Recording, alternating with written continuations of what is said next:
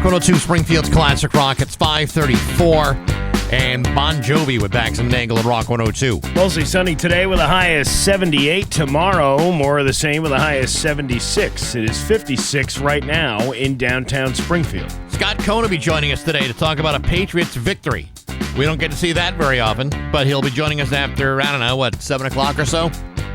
Yeah, I think that's the time he usually stumbles down the stairs. He's still hungover from the night before. And the night before that. And the night before that. And the month before that.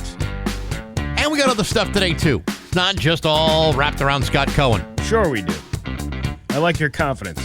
Yes. I'm trying to go into it with a whole bag of it today. Bax and Nagle on Rock 102.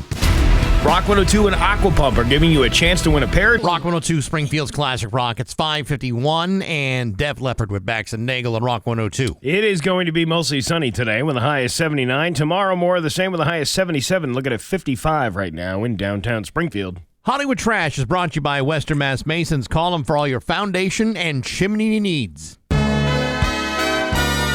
Somehow you still care about what's happening in Hollywood. So, from Tinseltown, 3,000 miles away, it's Steve Nagle's Hollywood Trash. Bryan Cranston is remembering the first time he tried mushrooms with his studio co-stars. While visiting Jimmy Kimmel Live on Wednesday, the actor explained that he'd never actually tried mushrooms prior to starring as a character who ingests a large dose of them on the Emmy-winning Apple TV Plus series. I'm playing this character who's wiped out, and I've never had the experience. Not that many drugs at all, as a matter of fact, and so I didn't know really how to behave. So I was asking Seth Rogen and Ike Barinholtz, you guys are huge druggies. What can you tell me? And the pair told him the best way to start out is by microdosing, and he goes, I don't even know what that is, and then they tell him what it is. And then he was also aware that an unexpected opportunity had suddenly opened up for him. We were in Las Vegas shooting this crazy show with Seth Rogen. We decided to all go to the Sphere to see the Grateful Dead. And if God wasn't telling me to microdose, what was he telling me?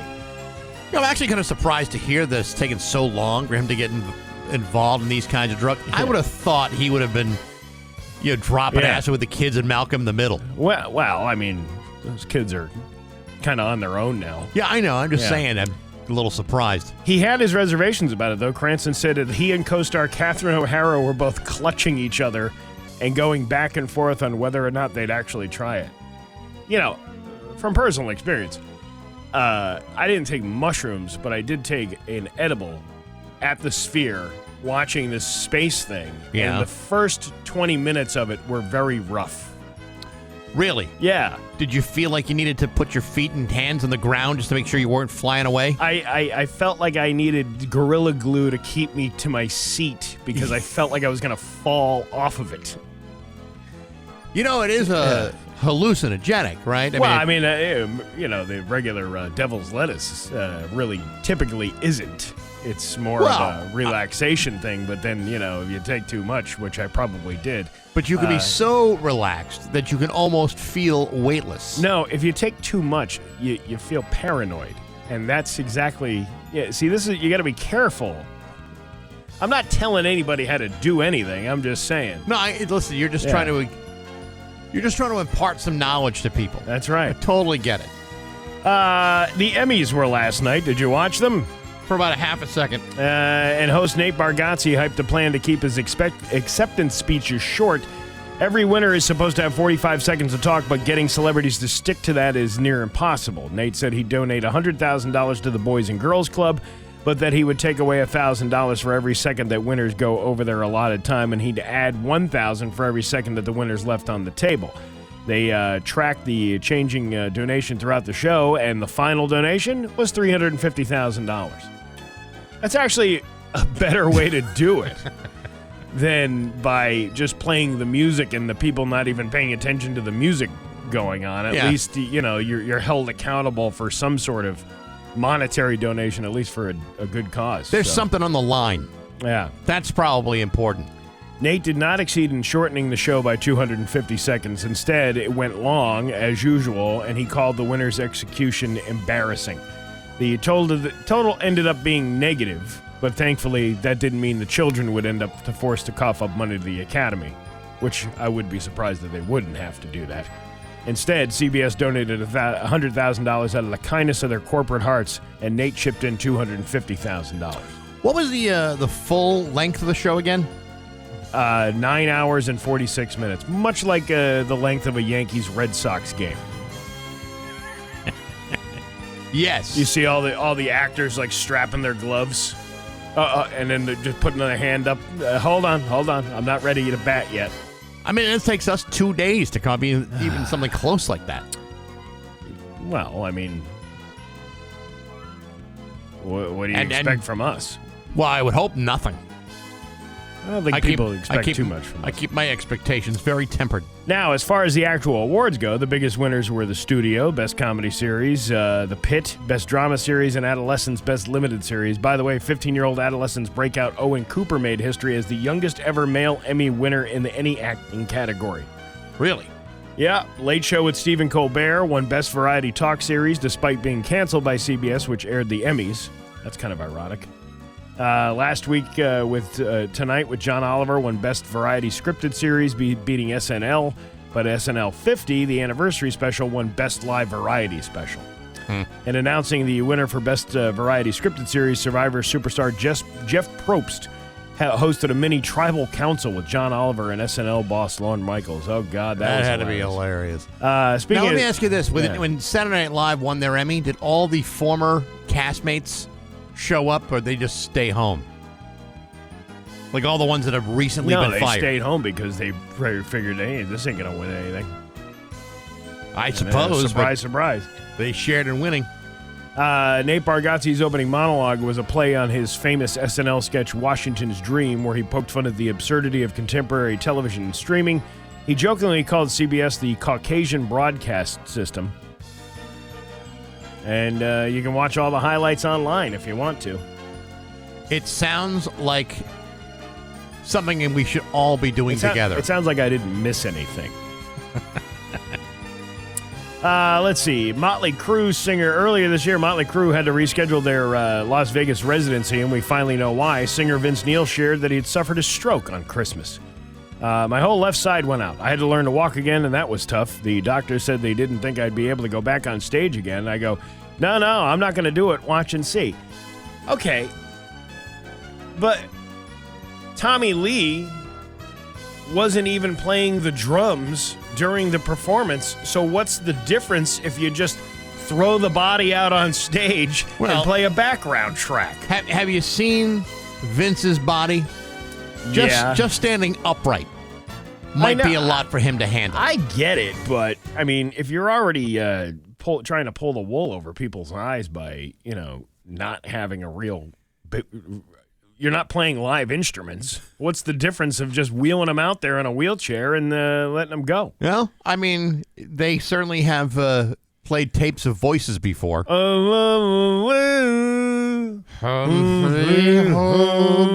See? That's before the stroke. Yeah, see? And you add a country drawl to it. It sounds like country music. Kim Kardashian shocked the paparazzi outside a Hollywood gala when the zipper on her gown burst. Really? Yeah. Well, she must have had something to say. Oh, my God. The last something I had something blown that wide open and exposing that much rump roast was when Ray J slid the trouser torpedo into the funnel cake factory in that sex tape you can purchase on YouPorn for $39.95. Did you ever go to the funnel cake factory? No, I have not. That's not powdered sugar. I bet it's not. Kaylin? Well, I never got that down and dirty with your mother, Chris Kim, but one wild night, I went deep dish into the stuffed crust. I pile drove the tuna tunnel like a wrecking ball knocking down a condemned property. What are you trying to say? What I'm trying to say is I was speed cranking the slot canyon like Mike Tyson pounding a speed bag. She detonated like a can of Bud Light on a radiator at Daytona. Wait a minute, there's more? Well, that's it. Oh, wow. Yeah.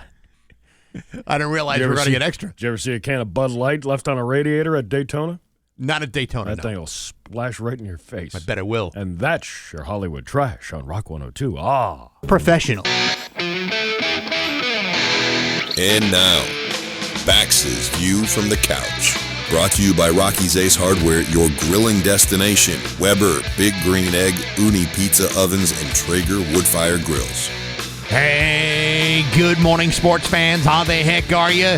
Folks, remember a week ago when you were all worried the Patriots are on their way towards another horrific season loaded with false promises and endless disappointments?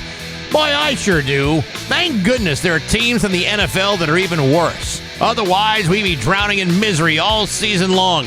This is why the NFL invented teams like the Miami Dolphins, to give teams like the Patriots something to feel good about. For example, beating them by a score of 33-27 for their first win of the season and their first win under Mike Vrabel. Exciting stuff, huh? You bet. Well, just take a look at how much better things were this week than last week. Last week against the Raiders, Drake May threw for only 287 yards. This week, only 230. But he only threw 4 incomplete passes, threw for 2 touchdowns, ran 1 on his own, didn't give up a single interception, and only got sacked 3 times. I'd say that's a big enough improvement over last week. But hey, it ain't all about Drake May. There were other things that led to the Patriots winning this game, and that included the Miami Dolphins. You see, the Dolphins are a sloppy dumpster fire of a team, a rudderless ship with ineffective coaching, an aimless ball of total confusion, and a lack of preparation. And that's why I love that team. And you'll get another chance to love them again during the regular season finale, either on January 3rd or 4th. Why so vague? Because the NFL, knowing that neither one of these teams are going to be setting the world on fire, has this game on their flex schedule, which means they'll wait and see if anyone actually gives a damn by then. Clearly, they didn't care very much yesterday when the Dolphins played in front of a half-empty stadium, nor did they care that much when planes were flying overhead carrying banners demanding they fire head coach Mike McDaniel and their general manager Chris Gear. Now, that's a team I'd like to face every week, because watching something worse than us is always better than being worse than them, and I'll take that sort of win every single time. But hey, enough of my yapping. Sports brought to you by Rocky's Ace Hardware. Protect your deck. Go to Rocky's. Cabot Stain, save $10 a gallon. Thompson's Water Seal, save $5. Rocky's Paint and Stain Advisors are ready to help you. Winter weather's on the way. Protect your deck right now with Rocky's Ace Hardware. I'm Bax. That's my view from the couch. Rock 102, Springfield's classic rock. 102 Springfield's classic rock at 6:13 and Fleetwood Mac with Bax and Nagle on Rock 102. Mostly sunny today with a high of 78, and it is currently 54 right now in downtown Springfield. You know, if you're going to be listening to the podcast later on today, you should know that it's brought to you by Curry Honda Chicopee. Experience the best you can hear on an Apple Podcast, YouTube, Spotify, the Rock 102 app. And again, brought to you by the folks at Curry Honda in Chicopee. There you go. So I, over the weekend, I'm looking at the Facebooks, with the different posts from the different neighborhood community forums. Mm-hmm. And this one came out yesterday on the Wilbraham. Wilbraham. The Wilbraham. Okay. There's always something good cooking over in Wilbraham. Usually right? It seems like a nice town without a whole lot of problems, but there's always someone who's going to stick up there, you know what? So this guy, he said, there is nothing illegal in walking your dog in Post Office Park. Once you drive past the parking lot of the YMCA, there's a sign with all the rules of the Spec Pond area. On there, it clearly says, no dogs allowed. I think you have to say it like that. Yeah, right. Then 100 feet more on the right is a sign that says no dogs allowed, and a fine between $100 and $300. Then 100 feet later, there is a duplicate sign saying no dogs allowed, and the fines. I walk down in that area daily and see people walking their dogs. Wait a minute. Yeah. I thought there were no dogs allowed. It does not matter if the dog is on a leash or that you pick up after your dog. No dogs are allowed. The grass there is pristine, and the town posted those signs for a reason. No dogs allowed on the playing field or anywhere. Am I wrong in pointing this out? I know I'm risking the ear of dog owners, but if you disagree, tell me why I'm wrong. And I just wrote, this is such a ridiculous post. Dogs can't read. You know what, Steve? Yeah. You're right about they that. Are. Yeah. When was the last time, if I put a sign up in my house with a coffee cake on the countertop. Yeah, and right. say, Wally, don't eat this. Do you think he's going to retake the time to read the sign? My dog is 12 years old. And in the entire time that I've known my dog, which is most of his life, to be quite honest with you, I have never walked into the house, see him sitting there on the couch going through the classified section. Not once. I have never seen that. Never. No, because he doesn't read. He doesn't read. He just paws through the pages, and you wouldn't believe what he does in some of those papers. Well, I mean, how many times have you picked up your Reader's Digest and realized, hey, this bookmarker is in a different spot than where I left it when I left here this morning? Wait a minute. That's not a bookmarker. These were anecdotes I was going to use on the air. Why do all my books smell so terrible? I don't know. And then let's shift our way to the other side of the river to go to the West Springfield Forum, right? Okay. And this lady says, so my baby daddy is a drunk, and I'm really trying to get rid of him to leave me alone. So if there's any females who likes to party and likes short blonde guys, please message me. He has 5 kids. Not really the fathering type, but please message me. And if there are any single dads with tattoos who are sober and want to talk, I'm here. When did we start using the community forums as a dating app? I had no idea that the West Springfield Community Forum was now the new Bumble. Well, it could. Well, it's more like unhinged. Unhinged, right. Yeah. So what is this guy looking for? Is he looking for a lady friend, or is he looking for dudes to hang out with? It's a chick saying that she doesn't want her baby daddy anymore. Oh, I see. I thought it was a dude. You have to excuse me. And he's a drunk. Yeah, then that she's looking. If you're a chick that's into short blonde guys, then she wants to talk to you so she can hook him up with her. I can understand if you're going to go to the forum sections to sell like a bike or a refrigerator or a couch that's been on your porch for too long. Yeah. But is that really the best go-to source to find companionship? Well, I guess if you were out of all the options. I mean, I realize that a lot of those dating sites, have a certain pay tier. Yeah. You got to pay to find the good ones. Yeah. But I don't think anyone's ever found love in the West Side Community Forum in the way they want. And it doesn't sound like she has real high expectations of what she's looking for. No. And you know what? It's almost as if this is now the new Mingles. There is no new Mingles. There will never be another Mingles. There was only one Mingles. There should be another Mingles. And listen, if this woman ever moved to Wilbraham, she'd get kicked out. Do you know why? Because there's no dogs allowed. There you go. It's 6:19 at Rock 102. Facility man. Hey, this week on Baxi's Musical Podcast, pretty excited about this one. I'm going to be talking to a New York Times bestselling biographer, Bill Janovitz. Bill has been on the podcast before, but his brand new book called The Cars, Let the Stories Be Told, comes out on September 25th. It is fantastic. And his band, Buffalo Tom, started at UMass back in 1986. Band is still around, released an album last year called Jump Rope. Really, really cool. Very neat guy, and you can check out that interview right now at Apple Podcasts, SoundCloud, Spotify, the Rock 102 YouTube channel, rock102.com, and on the app. It's all brought to you by Metro, Chrysler, Dodge, Jeep, and Ram at Chicopee, and Rock 102 Springfield's Classic Rock. Have you been glowed up by your wife on TikTok? Oh, I think there's definitely a chance of that. Yeah. She glowing you? She makes me look a lot better. Boyfriend glow-ups. It doesn't really matter if you're a boyfriend or not, but, the man in the relationship are trending on TikTok. Basically, women are bragging about how much they've improved their man's style. The best ones show men from years ago, like a decade plus, then a shot of them today looking like they stepped out of a GQ magazine, right? Yeah. The most common changes are new haircuts, cooler clothes, and tidier facial hair. If you want to get in on it, everyone's using the same song, When Did You Get Hot by Sabrina Carpenter. Yeah, well, I mean, there was a whole point in my life where I pretty much had given up on everything. So, now I've got lots to live for. So, she can style me any way she wants. But she made you say, listen, you can't wear the same stained shirt 3 days in a row. 2 I can see.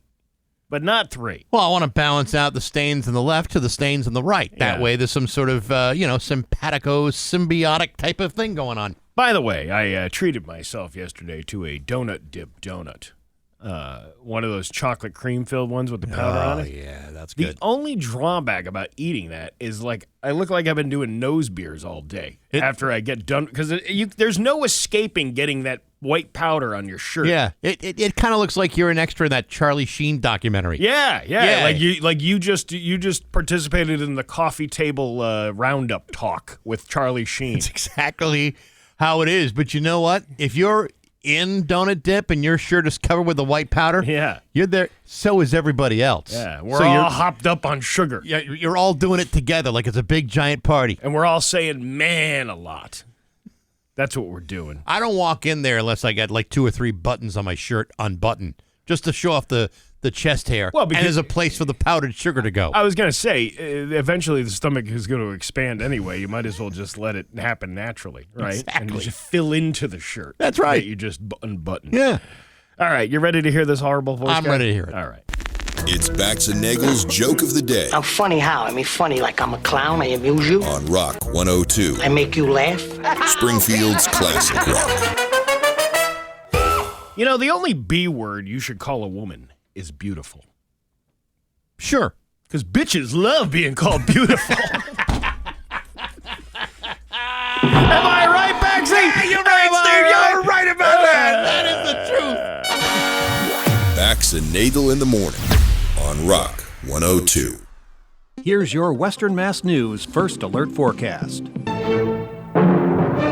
It's 6:32 at Bax and Nagle on Rock 102. It's time for news. Here's local radio icon Steve Nagle. Thanks, Bax. The 35th annual Puerto Rican parade took place in Springfield on Sunday, celebrating the vibrant culture of the Caribbean island. The parade brought together communities from across Western Mass, with Holyoke Mayor Josh Garcia serving as the Grand Marshal.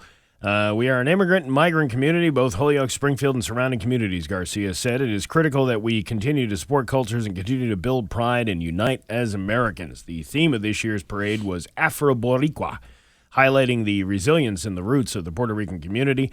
Anne Marie Martinez, a board member of the Springfield Puerto Rican Parade, emphasized the importance of the theme, stating, the theme this year is Afro-Boricua. I like saying it like that with the Boricua. You like that? I like the rolling of the tongue. We don't do that in regular, American English. We really should be rolling our tongues more often. That's, you ever hear a woman say that, Latino woman? Boricua. Yeah, it's Very sexy. provocative. It is isn't very, it's very provocative, yeah. Which is especially important because it really showcases the cultural component that is most important to us and our resilience and our roots. 22 News reporter Sarah Bien-Aim served as the MC for the parade and expressed her personal connection to the theme. I consider myself as an Afro-Latino. I'm Haitian and my grandmother's Cuban, so I'm used to celebrating culture and celebrating diversity. So it's nice to be here to bring something alive that they have been creating for so many years. I saw it must have been I went to a softball game yesterday over in Chicopee, Chicopee Holyoke area. Yeah. And there was people like obviously coming back from the parade. The whatchamacallit? The what? The people on the bikes. That was a cool. I saw this whole like they must have been in the parade. Okay. Like part of the parade. with the flags and all that stuff. Okay. And the music. I want to know how they do the music off the back of the bike like that. They must have like a battery generator or something, Could be. because you could hear it from like a half a mile away. I didn't know. It was almost like you hear an ambulance in the distance and you're like, where is that coming from? Yeah, and then, right. so I heard this music coming. I'm like, where is that coming from? And then all of a sudden, this like train of motorcycles comes up. It's very cool. It was actually a pretty neat display. I'll be damned. I still didn't go down there. I really want to try the food. Like I bet you that empanada guy's down there. That guy. Those are still the best empanadas I've ever had in my life. They're so damn good. So good. And I've been trying to find one. Yeah, comparable. There is none. You could scour the world looking to get one better. Is it Bebo's Kitchen? I think it's Bebo's. Yeah. I think it's Bebo's. Yeah. You could scour the world looking for a better empanada. You'll never find it. I like the empanadas are good over at the Hampton Ponds Market in the Hampton Ponds Plaza. Mm-hmm. They get the food buffet every day. They always have like pulled pork or any number of different dishes, but the empanadas there, you can stock up on those. Yeah, after having Bebo has ruined empanadas for me from anybody else. Yeah. Like I only want his. I only want to have them from his.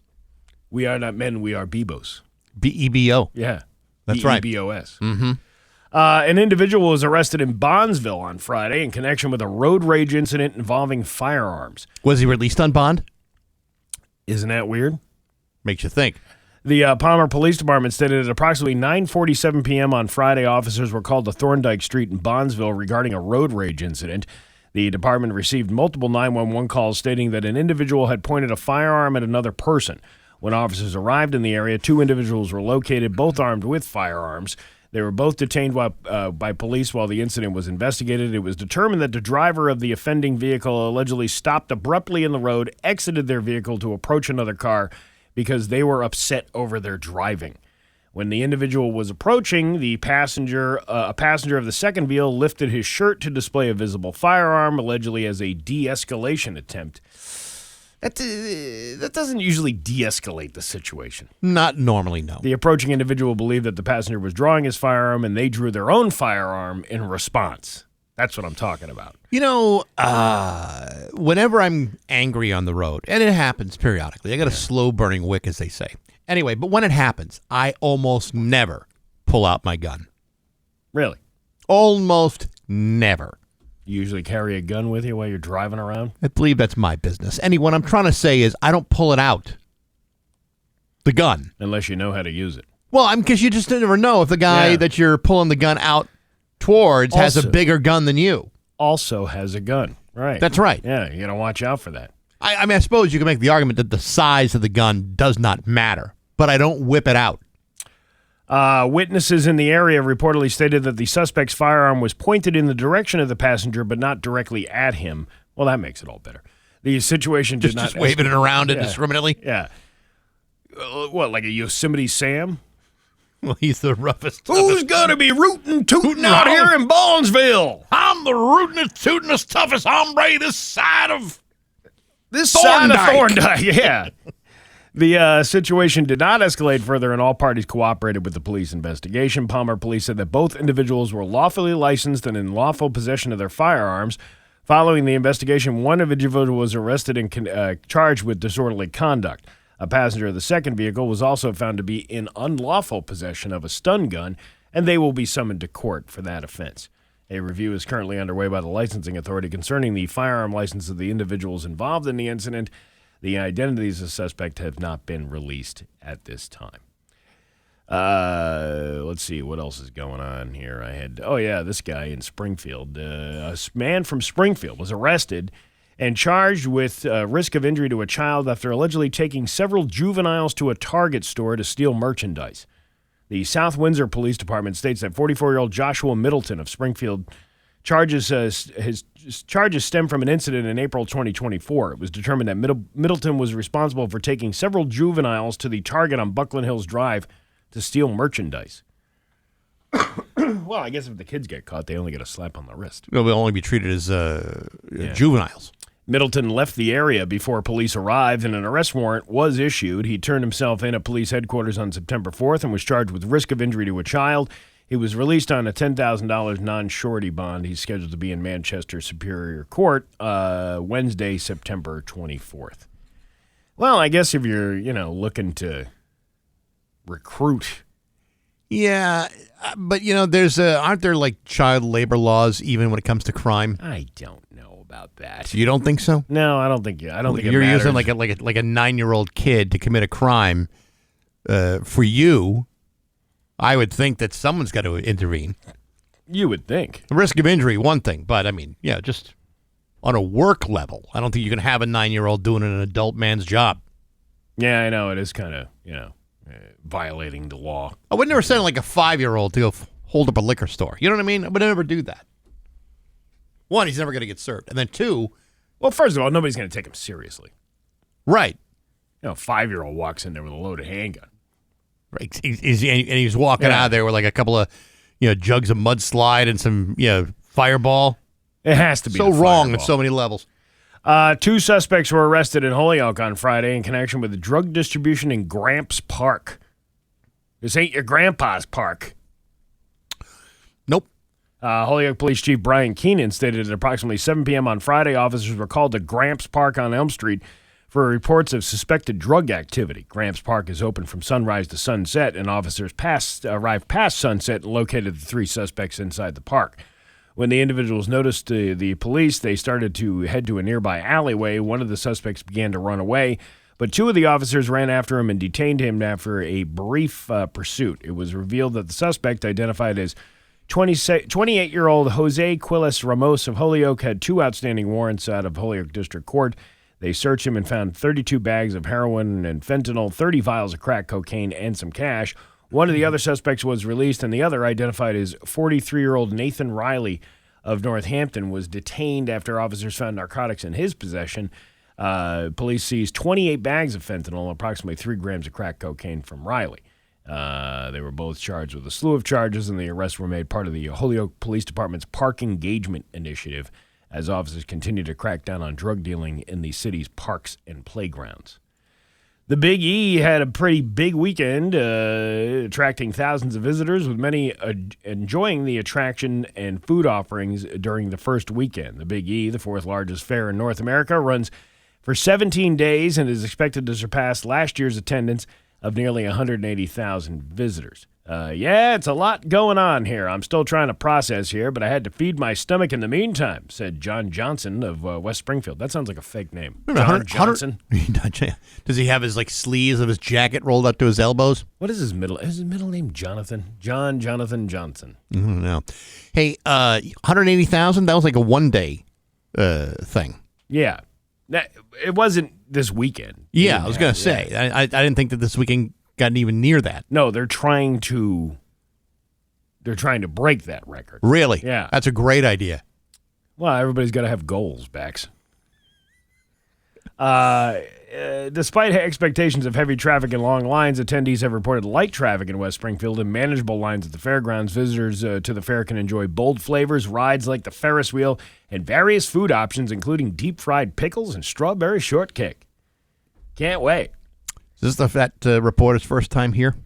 I don't know. The deep-fried pickles, I got to say, the best ones I ever had were down in Pennsylvania. They like Harrisburg area. They have, that's one of their signature things that they do. They not only put the coleslaw on top of the sandwich, but they put the fried pickles. Is that deep-fried pickles. partially from the nuclear fallout from the 3 Mile Island? Probably, yeah. Yeah, that's what affects the pickles. You got to fry the nuclear waste out of it. Yes. That's why they glow green so well. Strawberry shortcake is not like one of the top things of the Big E that I would even think about. Like there are other things that I would put ahead of the strawberry shortcake. Yeah, I know. The cream puffs, the baked potato, the what have yous. A couple of things I wanted to try. I wanted to try the deep fried cookie dough sundae. Yeah, that does sound pretty good. Did I talk about this, or was this I think maybe I was having a conversation with somebody else. Maybe. Probably a private conversation. Yeah, probably private. But the idea when they came out with that crazy burger, right? Yeah. It's not a bad idea for a burger. You get a nice donut, and then you put a burger in it.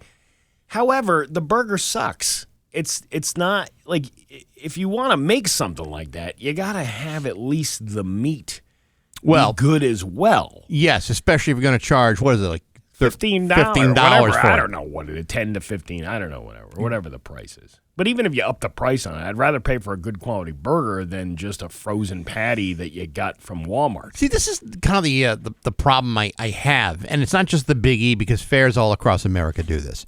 They like putting all these unusual foods out there, but the problem is people will eat them simply because they are unusual, not because they taste good. Well, if I got like X amount of money burning a hole in my back pocket, and if I'm going to spend that money, I want to have something that seems delicious. Well, many things on the menu are not that delicious. And you should know better that they're not going to be that delicious.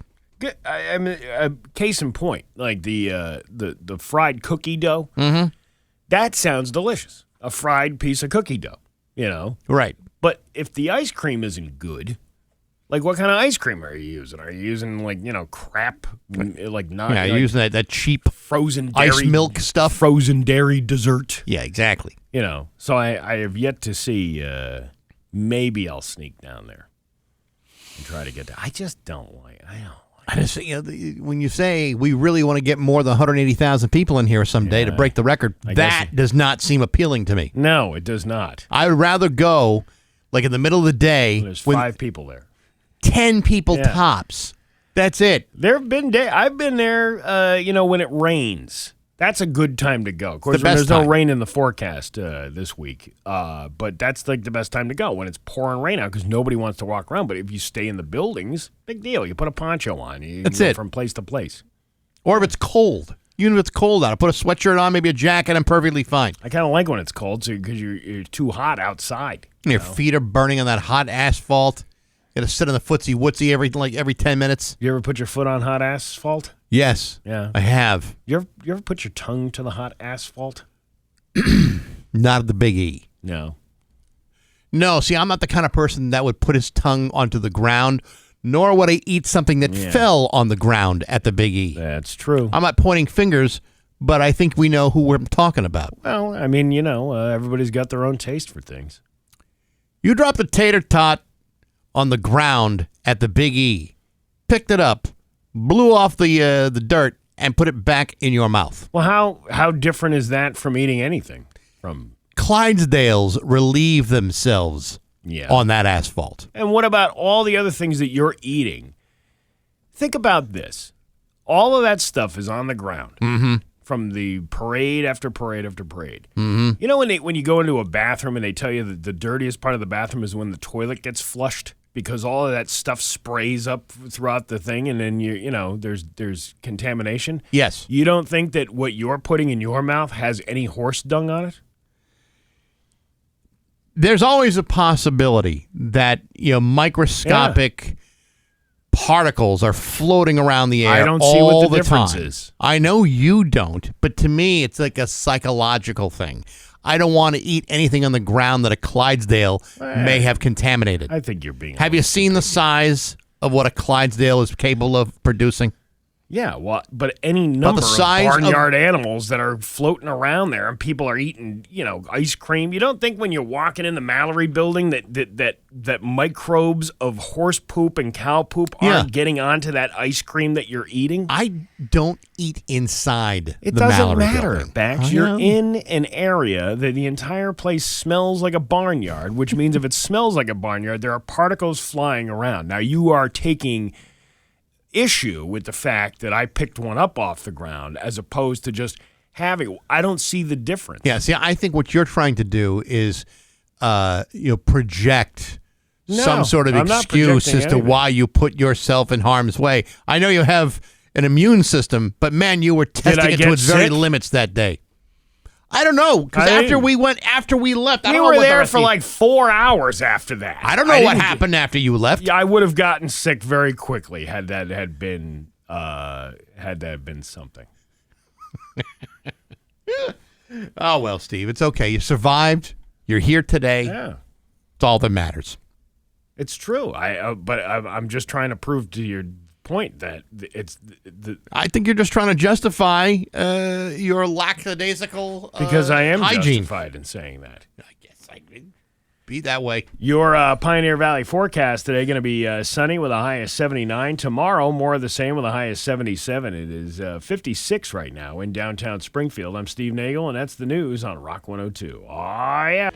It's 6:52 with Bax and Nagle on Rock 102. This guy points out, crazy that Nagle's okay eating a tater tot off the ground because there's so much poop in the air, and what's it matter? But peeing in your swimsuit in the ocean, he thinks is gross, and is there any difference between the two? You did that. you peed in the ocean wearing your swimsuit. That doesn't come out of the swimsuit. You're not washing it in a washing machine. So then you're walking around with urine in your pants all day long. Yeah, Steve, when you walk into the ocean, you are also walking to the toilet that is being shared by over 300,000 different aquatic species.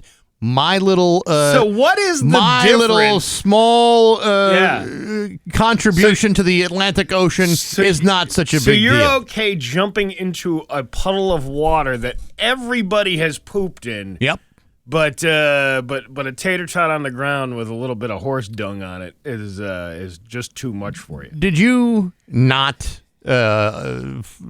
do the experiment in high school about water displacement where you had the graduated cylinders and they showed you how water gets displaced? I didn't go to a fancy high school like you did. I didn't either. I went to a public school like anybody else. But the thing is, Steve, there's millions upon billions of gallons of water in the Atlantic Ocean. I'm pretty sure I was okay. I don't think so, because the pee doesn't always come out of the shorts. So then now you come out of the water. You didn't pull your pants down while you were in the water. What difference would it have made? Because you'd still be swimming around in it. No, you're directly peeing in the short. By the way, happy birthday, by the way. Oh, hey, G, thanks. How old are you today? 59 years old. 59? Yeah, I know, oh, wow. Boy, I'll tell you How about what. that? Yeah, I'm 1 year away from officially being an old man. All right. Well, I guess I can't harp on you for peeing in your shorts in the ocean. Oh, you've opened the door, Steve. Why not? You might as well finish her up. No, I just meant because of your age. I mean, that's just typical at somebody at that age. You're like, it feels really warm in the water here. At my age, turn the temperature up, and then you realize, I just peed myself in the ocean. At my age, sometimes you just have to take matters into your own hands, and that's what I chose to do. And what does the salt water taste like after Bax gets out? Depends. That's great.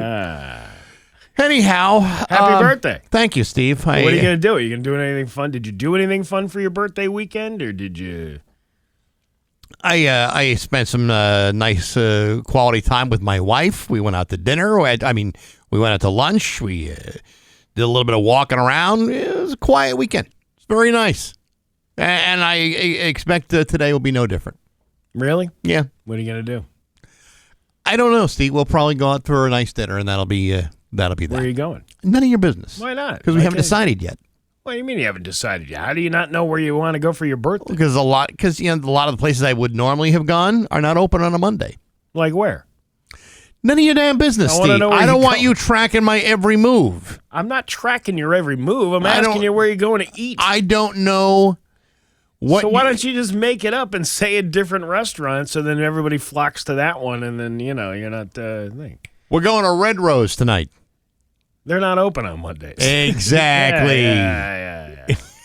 It's just about 6:57 a rock. View from the couch.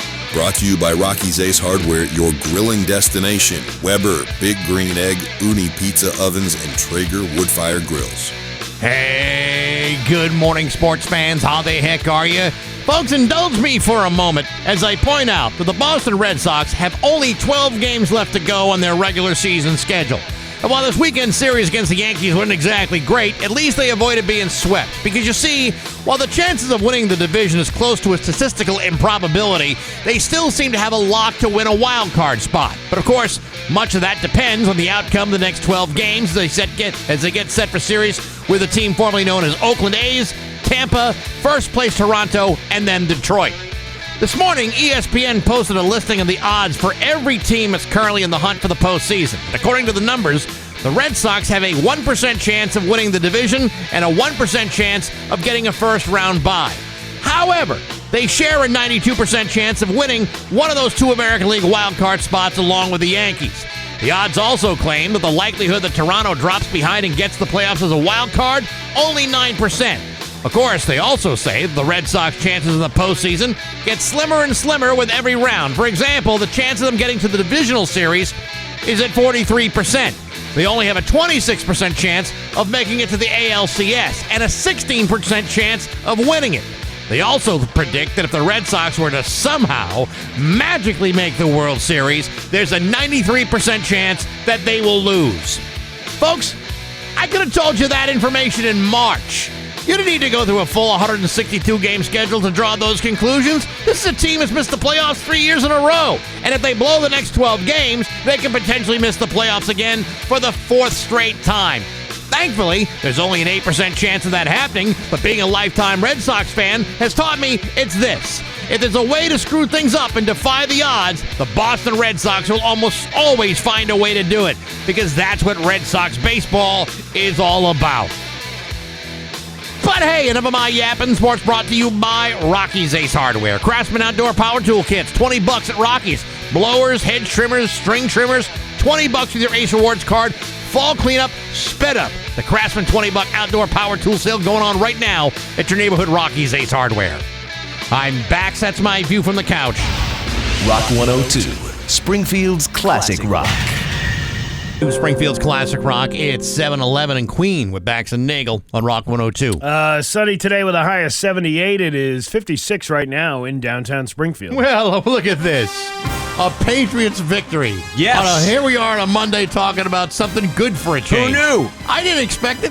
Actually, kind of did expect it. Miami is a terrible football team. Yeah, it was yesterday's game was absolutely a toss-up. I do like the silly little pool here and there, and I hate having to bet pull against the Patriots, because that was a great game yesterday. But this week I picked Miami to win because they're both terrible, and I thought the Dolphins needed the win a lot more than the Patriots did. So, and they're playing at home, and it's 90 degrees in the friggin' shade. Right. And I thought for sure that the Patriots weren't going to be able to overcome that, but they did. Great win. Yeah, yesterday was perhaps Drake May's best game as a pro, as he finished with 137.3 passer rating while generating a .57 EPA per drop. Back 96%. Can you explain that to me? May was deadly He's trying to. For drop? With his, you asked me to participate. I'm participating. You don't get to ask questions. With his best highlight being a dime to Ramondre Stevenson on a wheel route after stepping up in the pocket. A wheel route. Yeah, and was more accurate and in rhythm underneath as he ended the day without a turnover-worthy throw. So yes. Congratulations to Drake May. Two throwing touchdowns, 1 rushing touchdowns, not a turnover for Drake May. And only 4 incomplete passes.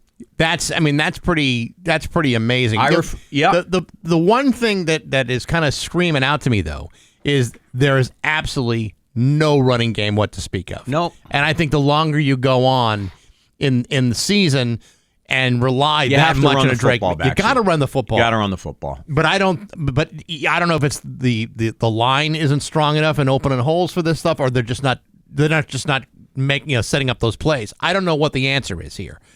But you do have some running back talent, but it's being underutilized. And you know what? You can't have everything on Drake May's shoulders. No, you can't. And so I'd say what Ramondre Stevenson right now is basically their best. The best guy in the backfield. I mean, they got some young players coming up, but Stevenson's kind of the guy. Last year, he couldn't hold on to the football, but this year, still not establishing anything on the run. But he had that 50-plus yard catch in the third quarter that was just key. You know, there's you got your Green Bay jersey on today, or your shirt. So you got to support the team. Yeah, congratulations for that. I mean, look, the Eagles. The Chiefs, the Bills, the Packers. I mean, that's the cream of the crop on top. And then the fact of the matter is, and it plays into the Patriots' hands. Everything from those teams down is basically the same. You know, on any given Sunday, there's a handful of good teams in this league, and then there's everybody else, and the Patriots are one of those teams now. It was Vrabel's first win as a head coach. They needed it bad, and now they come home. They're going to play the Steelers and Aaron Rodgers. And they've got the Patriots now have a puncher's chance of having at least a decent season and maybe making the playoffs. They got a slight edge in against the Steelers. I think it's so. mostly because they're at home, but I mean, I mean, and not for nothing. I mean, I loved me some Aaron Rodgers when he was in his prime. Of course you did. And why wouldn't I? Maybe one of the most talented passers maybe ever. Yep. But, you're talking about a 41, 42-year-old guy. He's slowed down. Pittsburgh is not that talented of a team apart from him. You go into Foxborough, it's anyone's guess. You'd like to think that they could play to the same kind of level they did this week and maybe even improve. But it is going to take a more of a broader effort, and they got to stop with the penalties. Well, and again, we wouldn't be having this conversation if they didn't win yesterday. Right. So, and the turning point of that game came when the Dolphins ran that punt back, and all of a sudden, they punched the Patriots in the mouth, and then Antonio Gibson comes back and runs the kickoff 90 yards, and then at the end of the game, the Dolphins looked like they had the game won. The guy steps out of bounds. It was a tremendous game that went back and forth, and the Patriots showed some nuts winning it. So good for them. Nuts. No. Now, what about Robert Spillane? He was the loser yesterday. Miami had no problems attacking Spillane in pass coverage as the linebacker was beaten easily by Devon Chain for a long catch-and-run touchdown at the end of the first half. The captain also had several missed tackles after logging 3 whiffs in the opener. And how does he have time to write Mike Hammer and Beyond the Field? No, that's the different Spillane. That's a different Spillane. But again, so he was a microcosm of the Patriots' defense yesterday. They spent all the money they spent in free agency in the offseason, no pass rush, no nothing. Yeah. If it wasn't for Drake May and the offense and the special teams, they would have lost the game yesterday. The Red Sox have 12 regular season games to go, and losing 2 out of 3 to the Yankees was not an optimal situation.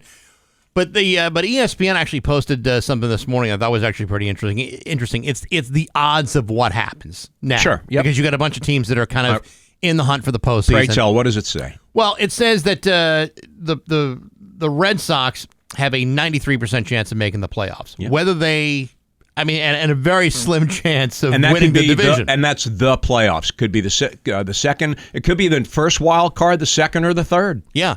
They share a 92% chance of making it in as a wild card. But then when you get into the bulk of this, they got a 43% chance of making the divisional series. Just making the divisional series. But only a 50% chance of that. Right. But a 43% chance of making it. But a 10% chance of comprehending these numbers. Right. 26% of making the ALCS. They make the World Series with a 16% chance, and winning the World Series a 7% chance. If they don't do what they need to do in the next 12 games, they're not going to do it. None of this matters. None of that's going to matter. None of it. And again, the team formerly known as Oakland, Toronto, Tampa, and Detroit. Yep. Not the easiest bunch of series going out. 2 dogs, right? 2 dogs, yep. Tampa and Las Vegas, soon to be. And then you got to play Toronto and Detroit. Those two teams, favored to win the American League and go to the World Series. Right. So I went to, we always have the Yankee Red Sox conversation, and you're going to sit here and say the Red Sox are a game and a half behind the Yankees for the number 1 wild card spot. I went to the game on Saturday, and when the players come up, they put their stats up, and dude, one Yankee player after the other with 20 home runs. They've got 7 players with 20 and 1 with 19. They are just they have so much more of an opportunity to be explosive than the Red Sox do. Friday they win, Saturday they win, and if it wasn't for one big inning last night and Garrett Crochet, who needed to strike out 12, the Red Sox get swept. I'm a big Red Sox guy, love them. The Yankees are just so much more talented than they are, but you still have to play the games on the field. You still have to play the games, but I think you're right. If you're doing a side-by-side comparison, there really is no comparison. It was like, when we follow this stuff every day, it was like jarring. I'm watching it, all right, 20, 23, 25, 28, and I'm like, what is going on here? Then I started paying attention to it, and it was almost comical about how the Yankees are one team and the Red Sox are another. The Sox have gotten there, are there where they are because of chemistry and Garrett Crochet. The Yankees are there because they just take the bat and they beat the crap out of you. Yeah. So, like I said, we got 2 weeks left, and we'll see what happens. Hey, I don't know if you noticed, but North Carolina football, all of a sudden, he has turned things around down there. Bill Belichick now 2-1, crushing teams left and right. I love that, with the exception of Jordan, right? Is his prepubescent girlfriend, who's just super annoying. I am all for following Bill Belichick, and if the more success he has, the better the story it is. Mm-hmm. And listen, I'm all for it. You know, he got crushed in that first game against TCU. He pounded the hell out of Charlotte, which I think as you should, but also pounded the hell out of Richmond, 41-6. Yep. You know, he's always been accused of running up scores when he had the chance to. 41-6 is kind of running up a score against the Richmond. Right. All we have to be thankful for, buddy, is his post-game press conferences and midweek press conferences are now somebody else's problem. They're not ours. All right. We'll talk to you next week. I'll talk to you next week. All right, Scott wish Cohen. him a happy birthday. Oh, really? Yeah. Well, happy belated birthday to you, too. Thank you. I appreciate that. When was yours? Mine was last Tuesday, a week ago tomorrow, the 9th. Oh. How old? 59.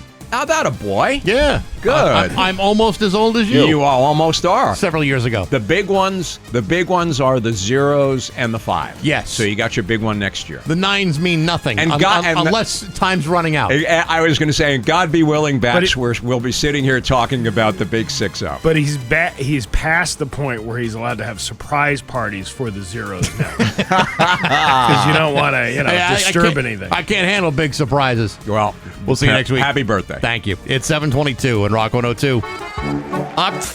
It's 7:26 at Bax and Nagle on Rock 102. Liam has the full forecast. Rock 102 and Aqua Pump are giving you a chance to win a pair of tickets to see New England and Carolina in Foxborough on September 28th. My gosh, that's coming up right around the corner.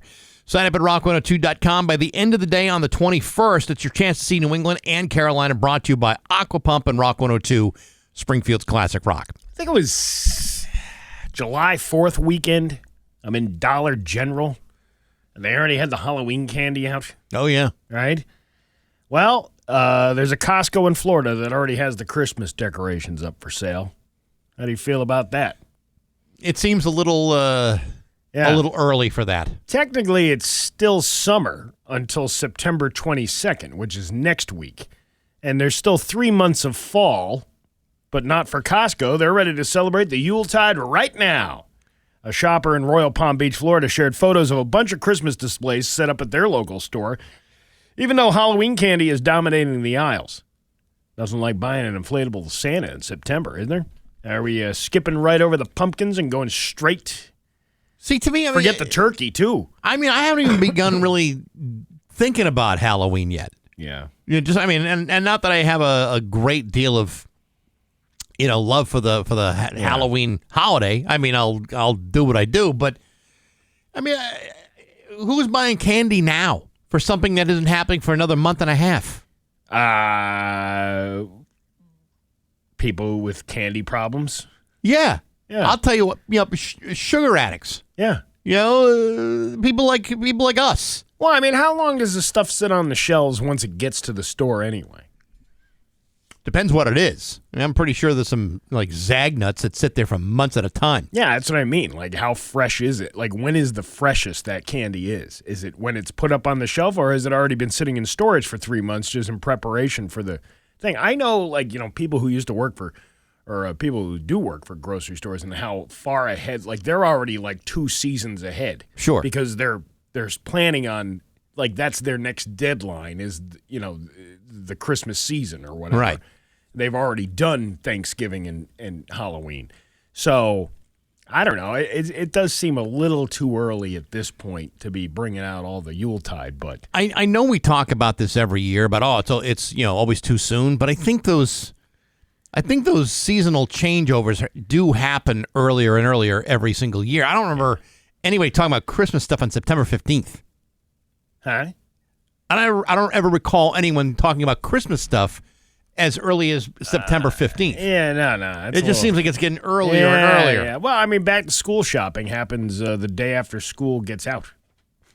Which is stupid because every parent waits until the last possible second anyway. Well, if you're not fazed by hearing jingle bells before the first leaf drops, you might snag a good deal. Although I have seen some leaves changing and falling to the ground already. Yeah, but it's just a few. It's just a few. Leaves with with low self-esteem. And when should the Christmas music take over? I say not until after Thanksgiving. But a lot of people start November 1st. No, thank you. We know some people who automatically on midnight on Halloween, or midnight on whatever, November 1st. Yeah. They should be ashamed of themselves. They flip it. They're up till 3 o'clock in the morning putting up their Christmas trees. Ugh. No, thank you. Too early. It's 7:29. News is next to Rock 102. Here's your Western Mass News First Alert. 7:33 with Bax and Nagle on Rock 102. It's time for news here, and it's brought to you by Aquatique Pools and Spas. Call today to schedule your pool closing. Union Street in West Springfield. Here's local radio icon Steve Nagle. Thanks, Max. It's weird. I didn't get a notification. I didn't get. There was nothing on my phone. There was no spotlight in the air with about my what? face on it. There was an armed robbery at the Cumberland Farms last week in Westfield. Have they forgotten what you do? Apparently they have. The man arrested in the armed robbery at the Cumberland Farms convenience store on Main Street Wednesday evening was found after kicking in the shed door of an off-duty police officer while on the run. At about 8:40 p.m., David Kilmer, 21, walked into the convenience store, brandished a knife. Well, that's not a knife. This is a knife. And demanded the cashier give him the money in the register, according to a police report. When officers arrived at the store after being alerted by a silent panic alarm, the cashier had locked herself in. She told the officers the man held the knife over his head while demanding the money. She handed over an undisclosed amount before fleeing on foot. No, he fled on foot. She didn't flee on foot. Right. Using the man's description the cashier gave, several officers began searching the area while 2 officers stayed behind to review a security camera recording of the robbery. Shortly after the robbery, the off-duty officer alerted the department that he had also recorded the man kicking in his shed door on Clinton Avenue. Officers then focused their search in the Clinton Avenue area and eventually finding Kilmer in the backyard of his girlfriend's house, which was just 100 yards behind the Cumberland Farms at another home on the street. As officers approached him, he yelled that he had done nothing wrong and then created a spectacle of a scene for nearby residents. When officers tried to take him into custody, he began thrashing his body and pulling away from officers. The officers also discovered a backpack in the home's backyard with the stolen money and his clothes inside.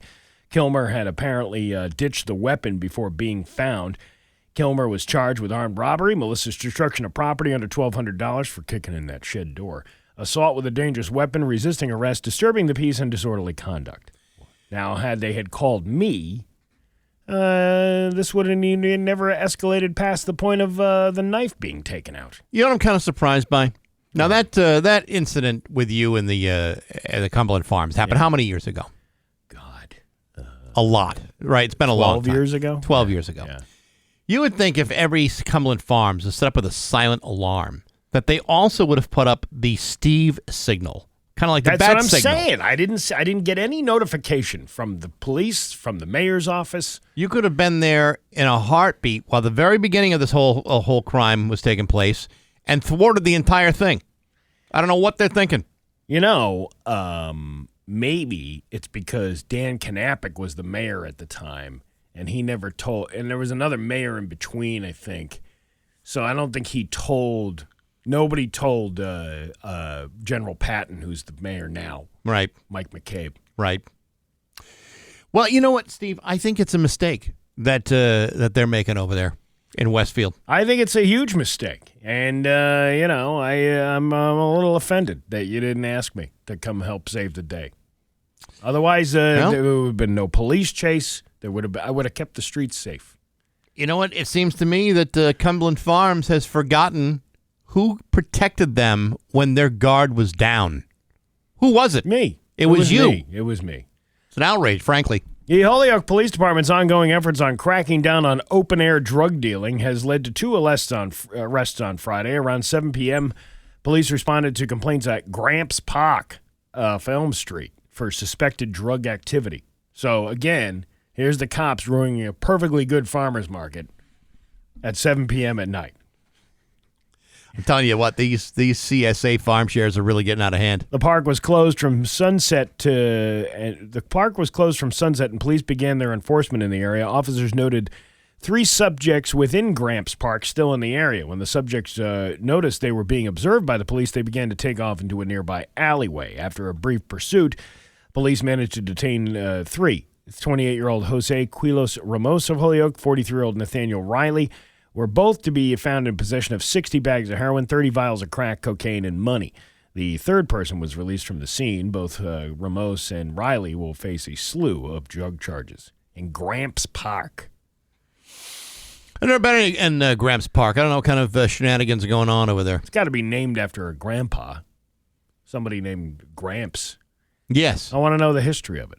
If you know the history of Gramps Park, go ahead and text us on the Route 10 Tire listener line, 293-1021. Actually, what I would like to know is when these open-air drug markets are going to be coming through the area. Well, typically they were on Friday nights at 7 o'clock in Gramps Park, but now... It's the kind of thing that should show up on, like, the community forums. We got a guy, in Wilbraham worried about the dogs. No dogs allowed. No dogs allowed. Well, then you know what? Why not have something that says, hey, please join us for the open-air drug market. It would be Thursday between 2 and 6. Bring your own recyclable bag. Speaking of open-air markets, Friday marked the opening day of the Big E, and if you remember last year, the fairgrounds dealt with some heavy congestion due to large crowds. But we're told this year they've made some changes. Gene Cassidy said one thing they did was move around some of the more popular businesses to try and disperse some of the larger crowds across the fairgrounds.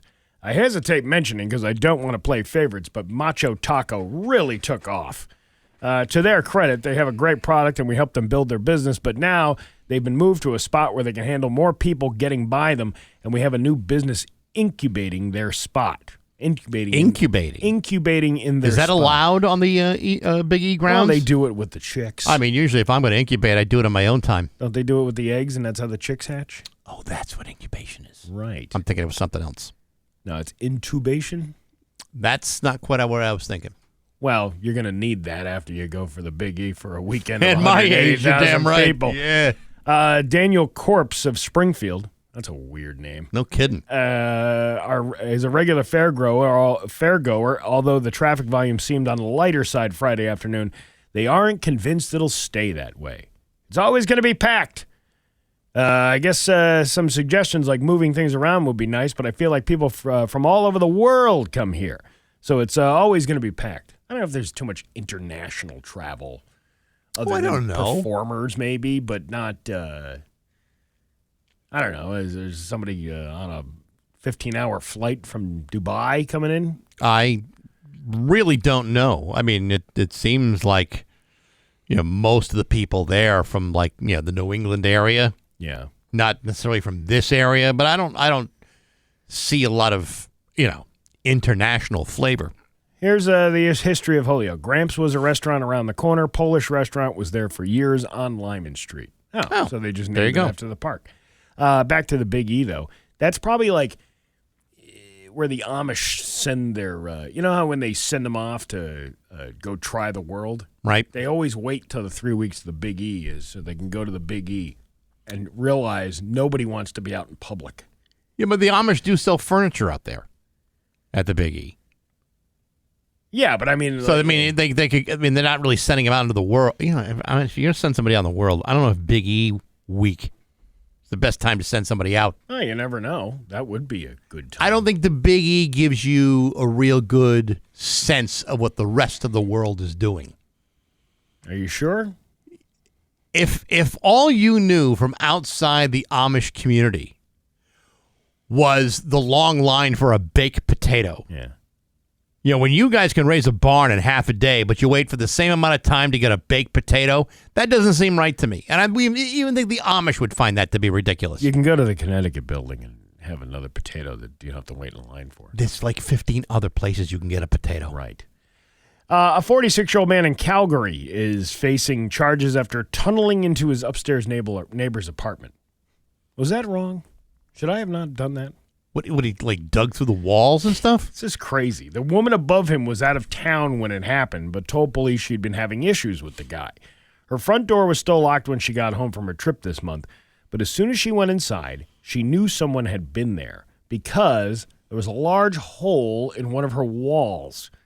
Police got a warrant to search the guy's place last Monday and found a hole in his ceiling with a ladder under it. Turned out he'd gotten into the wall behind her fireplace and busted a hole right in the drywall to get in. It's not clear if he just wanted to wreck the place or what, but now he's facing some pretty serious charges. It is like very Shawshank Redemption type like hole. So he had like a Raquel Welch poster on the opening. Yeah, well, I don't know if it was Raquel Welch, but it was something like that. But you could see the hole. He had the ladder climbing right up to the hole. You know, you were never, ever, ever going to get your security deposit back with that kind of damage to a wall in your apartment. I don't think if you're trying to stalk somebody that you are in the right mental capacity to think that way. You realize how much spackle you would need to fix up that hole? Yeah, you just get a couple of those netting strips and you put it over there and sand it down. Nobody even know the difference. Yeah, but to fit a human body through that hole so you can, shimmy your way up to another apartment, that's a major hole in the wall. Hey, matter of fact, I'm watching this documentary series of this guy who's pretending he's gay to live with these two girls in this apartment. And they put a giant hole in the wall, and they were trying to conceal it from their landlord, who I believe his name is Mr. Furley. And they were holding, and him and one of the girls were holding a picture over the hole, so Mr. Furley didn't see that. And then they accidentally moved the picture, and then Mr. Furley saw the hole and then made them pay for it. Was there also like a major misunderstanding that happened during that episode? During one of these situations? The whole thing was the entire documentary is a big misunderstanding. Steve, I think what you've just described to us is the basic plot line of the television show Three's Company. Oh, have you seen it? Yes, I have. Yeah. I have. Yeah. Did you knock on their door? They were waiting for you. No, they were waiting for... Did you know the kisses were hers and his? Three's Company, too? Well, I don't even know how that would be allowed. Did you dance on their floor? Did you take a step that was new? Yeah. There's something about that porno music in the beginning of that show. I'm back on it. I'm hooked. I haven't watched it since I was a kid with the reruns, and now I'm like understanding the jokes.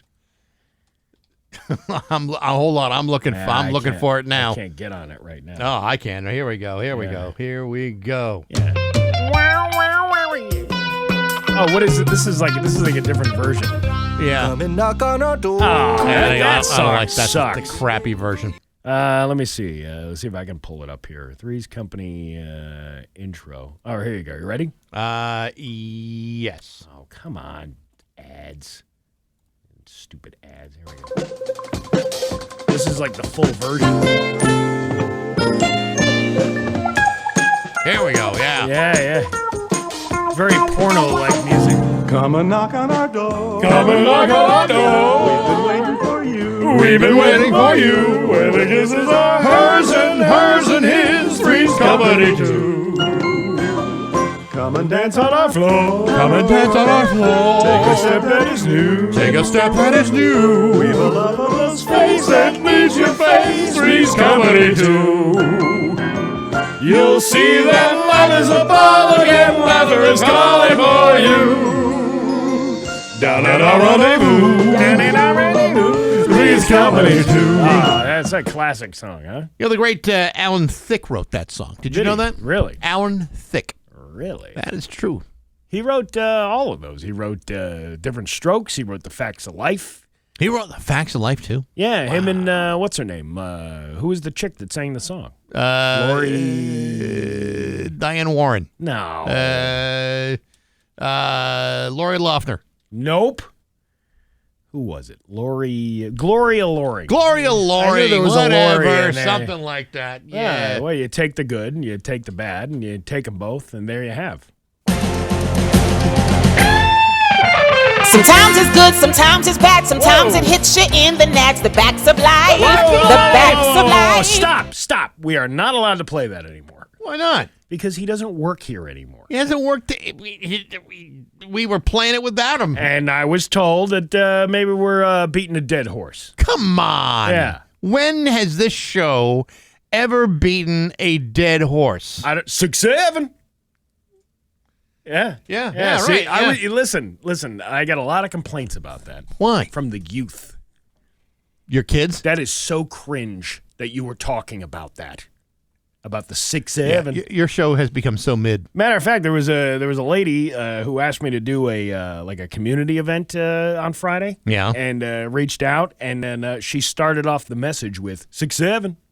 Because we had just talked about that. See, now that the older folks are using it, that's how you kill it. That's how you kill it. That's it. I should probably make a video about that. You should. How to kill youth trends. Yeah. Just have the adults start saying it. It's what killed Facebook. Yeah, but Kids were on the Facebook first. What other terms? If we're getting late, let's okay. All right. Let's table this and move to after the commercial break. We'll come back. Or maybe we can do it after 8 o'clock. 8 o'clock, sure. Right? All right. So here we go. It's 56 in downtown Springfield. I'm Steve Nagle, and that's the news on Rock 102 app. Rock 102 Springfield's Classic Rock. It's 7:55, and Zeppelin with Bax and Nagle on Rock 102. It's going to be nice and sunny today for Bax's birthday. With a high of 79. It's 56 right now in downtown Springfield. Happy birthday. Thank you, Steve. Thursday, October 16th, it's Rock 102's Mayflower Marathon Comedy Night at the Armory at MGM Springfield, brought to you by Dave Miner Exterior Home Improvements and Aquapump. Join us for Night of Laughs to benefit the Open Pantry. Tom Cotter will headline the show along with Steve and Corey G. I'll serve as the host for the night. It's going to be a great night of fun. It's all the tickets are available at rock102.com. All the ticket profits will be donated to the Mayflower Marathon. There'll also be some live auction items there as well. Some pretty cool stuff's being put together for it right now. It's the Mayflower Marathon Comedy Night, brought to you by Dave Miner Exterior Home Improvements, Aquapump, and Rock 102, Springfield's Classic Rock. Should be a damn good night. There you go. It's going to be a great night. What were we talking about? I don't even know, Steve. It was so long ago. The Facts of Life, Gloria Loring. Yeah. She was on Days of Our Lives, Gloria Loring. Who'd she play? I don't remember, but I do remember she was. Let me see. Gloria Loring. It was back in the 80s. Well, that would have been my Days of Our Lives sweet spot. She played Liz Chandler. Do you remember Liz? that? Yeah. Yes. No, I don't really remember her that much. You don't remember Liz Chandler? From 1980 to 1986. Boy, that would have been right in the middle of it. And then recently reprised the role in 2024 to pay tribute to her friend and co-star Bill Hayes, Doug Williams. Loring has a noticeable music career, including the 1986 hit duet "Friends and Lovers" with Carl Anderson. Oh yeah, yep. That was a good time. I'll tell you what; that's when those shows were really good. Now I can't even follow them. You can't? Well, I just don't pay the time. I just don't have the time. I don't have the time in my day to pay attention to those kinds of soap operas anymore. I saw it on Peacock. Well, because I'm watching Three's Company. Oh, yeah, so right. I saw it was listed on Peacock, and I started, you know how you just hover over the thing and it'll start playing like a snippet of the show? Sure. I was like, I don't even know who any of these people are. It's been probably 20 years since I watched the. But you know the thing about those kinds of shows is you only have to watch it for 3 or 4 days, and you're right back into it. That's the way they work. You know, these daily soap operas, you can miss 5, 10 years of that show. Yeah. You watch 3 in a row, you're like, oh my God, I'm hooked. How did this happen? How did Roman Brady become another actor again? How did that happen? I don't know. No one has got an answer for that. Well, he was 2 different people. 2 different people. life-changing plastic surgery, back from the dead 9 different times. It never ends. It could happen. It's all plausible. It is. Just not likely. There you go. Hey, big news coming up. 7:58 at Rock 102. And now, Bax's View from the Couch. Brought to you by Rocky's Ace Hardware, your grilling destination. Weber, Big Green Egg, Uni Pizza Ovens, and Traeger Woodfire Grills. Hey, good morning, sports fans. How the heck are you? Folks, remember a week ago when you're all worried that the Patriots are on their way towards another horrific season, loaded with false promises and endless disappointments? Boy, I sure do. Thank goodness there were teams in the NFL that are even worse. Otherwise, we'd be drowning in misery all season long. This is why the NFL invented teams like the Miami Dolphins, to give teams like the Patriots something to feel good about. For example, beating them by a score of 33-27 for their first win of the season and the first win under Mike Vrabel. Exciting stuff, huh? You bet. Why, just take a look at how much better things were this week than last week. Last week, against the Raiders, Drake May threw for 287 yards. This week, only 230. But he only threw 4 incomplete passes, threw for 2 touchdowns, ran 1 for his own, didn't give up a single interception, and got sacked 3 times. I'd say that's a big enough improvement over last week. But it ain't all about Drake May. There are other things that led to the Patriots winning this game, too. And that included the Miami Dolphins. You see, the Dolphins are a sloppy dumpster fire of a team, a rudderless ship with ineffective coaching, an aimless ball of total confusion and a lack of preparation. And that's why I love that team. And you'll get another chance to love them again during the regular season finale on either January 3rd or 4th. Why so vague with the date? Because the NFL, knowing that neither team is going to set the world on fire, has this game on their flex schedule, which means they're going to wait and see if anyone gives a damn by then. Clearly not that many people cared yesterday when the Dolphins played to a half-empty stadium, nor did they care that much when planes were flying overhead carrying banners demanding they fire head coach Mike McDaniel and their general manager Chris Greer. Now, that's a team I'd like to face every week, because watching something worse than us is always better than being worse than them, and I'll take that sort of win every day of the week. But hey, enough of my yapping. Sports brought to you by Rocky's Ace Hardware. Protect your deck. Go to Rocky's. Cabot Stain, save $10 a gallon. Thompson's Water Seal, save $5. Rocky's Paint and Stain Advisors are ready to help you right now. Winter weather is on the way, so protect your deck today at Rocky's Ace Hardware. I'm Bax. That's my view from the couch. Rock 102, Springfield's classic rock. Rock 102, Springfield's classic rock. It's 8:13 and Quiet Riot with Bax and Nagle on Rock 102. Sunny with a high of 79 today. It's 59 right now in downtown Springfield. Well, I caved. I'm caving. I'm gonna cave. I'm gonna. What are you talking about? I'm gonna get a cat. You're gonna do it. Yeah, I'm gonna do it. You let your children run your life, and you submitted. You collapsed, folded like a cheap suit. Isn't that what you do as a parent? You fold like a cheap suit when they beg and beg and beg and beg and beg and beg and beg and beg and beg and beg. Well, I mean, meow, meow, meow. Some parents follow that line, but other parents stick to their guns and say no. Yeah, well, I guess I'm not as strong as the rest of you. I don't want to listen. Cats are wonderful animals. I got no problem against cats. I've had cats. I like cats. You're making the biggest mistake of your life. Huh? You're making among the biggest mistakes of your life. Well, it wouldn't be the first time I'd bring home a pussy cat. But this one I'd actually want to keep. This is the one you don't want to. Yeah, this is the one you don't kick out of your house. Yeah, this is the one you don't say, "All right, I'm done here." Yeah. So after much thought and what's so what did it? What was the? I mean, because I know that your kids have been making convincing arguments, have been trying to bargain with you for months. What was it that pushed you to the edge? I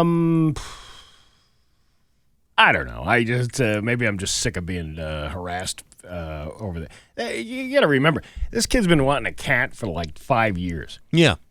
And there has been like pictures being drawn, like on a weekly basis. Every time I come home, there's another picture of a cat.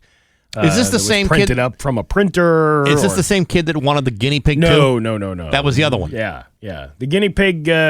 That's done with. So Yep. now we're inviting other wildlife into our house. You realize a cat is like an 18-year commitment. 15, 18-year long Well, if commitment. I'm lucky, I won't last 5. Well, yeah, I understand Me. that, but right. But your kids are teenagers, which means this cat is still going to be in your possession long after they move out. No, it'll be in their possession. They can take it with them. You hope. Nah, they can take it with them. There's ways to sneak cats into dorm rooms and things like that. You could have the cat as Luggage. a comfort animal. Luggage. Yeah, Poke some holes in it. parcels. Yeah. You can always ship a cat. We can take the cat with us on vacation. You're gonna, listen. I like I said, I like cats, but and my wife said to me, "Should we get a cat?" And I said, "No, I think I'm all done with cats and their boxes." I gotta come up with a good name though. That's the problem. That's my part. I get to pick the name. That was my. That was your concession. That was my caveat, okay, if you will. I said, listen, well, there's 3 of us. One gets to pick the color of the cat. Mm-hmm. The other one gets to actually just have the cat. Right. And I get to pick the name. So what are the choices on the Scaredy? Scaredy cat? Yeah. Sure. Right. I don't know. I don't know. I'm trying to come up with a good name. Do you want a cat name that's going to be like embarrassing to the cat, or do you want something that's going to be like more reflective of the kind of person you are? Well, because I've been watching so much Three's Company, I think either Mr. Furley or Mr. Roper, because it's going to be a boy cat. What about Larry? Larry's a good name. Larry, yeah. Yeah, Larry used to hang out with Jack, Janet, and Chrissy at the Regal Beagle. Yeah, but what was Larry's last name? Larry didn't have a last name, did he? Just Larry, I think. Oh, now I got to look that up. Oh, yeah. No, you're right. Three's Company cast. Larry Dallas. That was Larry Dallas was really his name, yeah. I had no idea. Yeah. Huh. I wouldn't mind a Mr. Furley. Or even if it's a girl cat, it would be Mrs. Roper. Stanley Stanley Roper. That's Stanley a good name. Roper, yeah. Stanley Roper Nagle. Stanley's like a good name. Even as like you were naming a child Stanley. Yeah. Stan is a big, proud, masculine, rugged name. Stanley. Masculine, rugged. That's what you want in a pussy cat. Well, a boy pussy cat. Anyway. Yeah, that's right. Yeah. So this is the one that you're looking at is a boy. The one is a boy. Yeah. I don't know. It might not be there when I get there. So I gotta, because they come and go pretty quickly from these shelters. Have you put down a deposit on this one? Nope. or- I just saw it over the weekend. and said this is the one we're going for. Maybe. Yeah. Even if for whatever reason that cat has already been sent to the Rainbow Bridge. Well, if the cat's sent to the Rainbow Bridge, then you look for another cat. But I particularly like this one. Now, Okay. I don't want to say which one it is because I don't want everybody going down to the same place and trying Swiping to it before you- yeah, that's- before I get there. Because there's just crazy cat people out there that just there's cat sniper. They're pussy cat snipers. Yeah, there's also a bunch of people that think that you're not capable of taking care of a cat. Yeah, taking care of 2 kids for all this time. You're more than and a dog and a guinea pig. That didn't work out too Well, well. But that was a regular cycle of life. That was the 5-year mark. That's That it. was yeah, They don't last much longer than that anyway. No. So this is what I'm going for. Wow, can't believe you capitulated so easily. It only took It wasn't 5 even years. 5 years. For 5 years, it was so nice. Yeah. Lord, it was lovey-dovey. But did you ever at one point say, "Listen, the answer is no. That's final. I've made my decision. Yeah. Now let's go get some ice cream." No, we're getting a cat instead. Just remember, I'm getting it probably in downtown Springfield. And I Okay. always remember what those cops told me. If they look good, then they're a cop. Because if you see a good-looking pussy cat walking around downtown Springfield, Yeah. they're probably with law enforcement. I don't think those are police cats No, they're not. at Dakin or at TJO. I don't think those Not are. from the feline unit? I don't think so. I don't think they're cops or undercover cops. I don't know. You never know. They're not even good investigators. Are you sure? I've had I've had my share of cats. But now I'm gonna have to dress this thing up. We can make outfits for it. We can. What do you look? You're talking about abusing the cat. That's not abusing the cat. Cat doesn't want to be in fancy outfits. How do you know? I've seen plenty of cats. I saw one with a space helmet on. Looked like he was perfectly comfortable with the space helmet on. Probably photoshopped. No, it was drawn on. Cats really want to be left alone and don't really want to be bothered with you or anything else. Yeah. Somebody said Kanye the cat. I don't need it going nuts.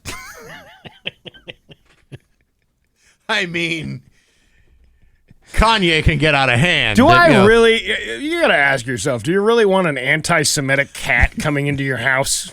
I don't think that would be proper. No, because you've got plenty of people from many different cultures coming to the house every now and then. The last thing you want to have is an anti-Semitic cat. Yeah. Or a murderous cat. Like, you wouldn't name it John Wayne Gacy. Here's my new cat, John Wayne Gacy. Right. Or Dahmer. Dahmer, Yeah, Dahmer right. the cat. Yeah, you don't want that. No. Chew your face off sometime while you're sleeping. Dahmer didn't like pussycats anyway.